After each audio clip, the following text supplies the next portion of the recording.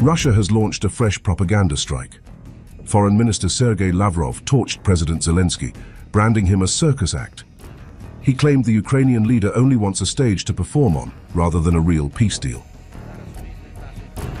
Meanwhile, Zelensky is forcing everyone to continue discussing the topic of negotiations.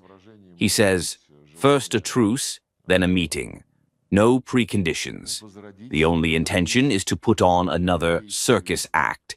He wants to show how courageous he is by wearing camouflage and a beard and teaching life to President Vladimir Putin or someone else. It is important for him to shine on stage. We cannot agree to this. Lavrov also turned his fire on Europe, accusing it of trying to push the United States into prolonging the war, making it Trump's war, just like it was Biden's war. These Europeans have made no secret of publicly discouraging and continuing to discourage the U.S. leadership from taking constructive action towards Russia in the context of the Ukrainian crisis. They want to push the United States back onto the slippery slope they followed under Biden, when it was Biden's war. They want to make it Trump's war, too. They make no secret of this. Yet Lavrov struck a softer note on Donald Trump himself, praising the president's blunt style and deal-making focus, while noting his frustration with the slow pace of resolving the war. U.S. President Donald Trump has said that he is disappointed. While I cannot say that I know him well, I have communicated with him several times and have formed an impression of him.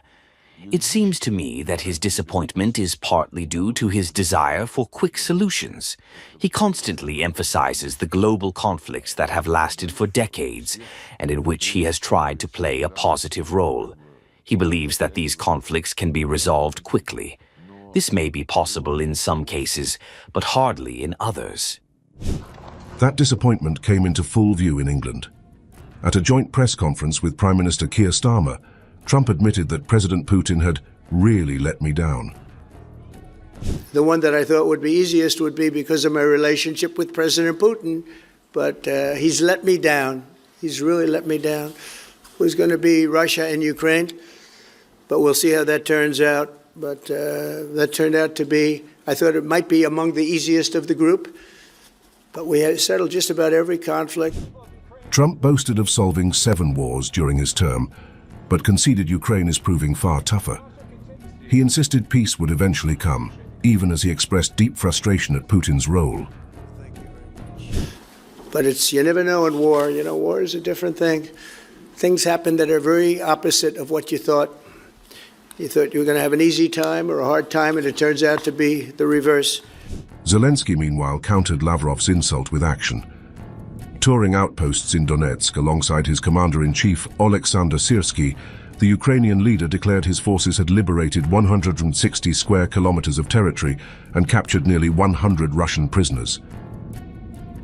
Since the start of the operation, our warriors have already liberated 160 square kilometers, and over 170 square kilometers have been cleared of the occupiers.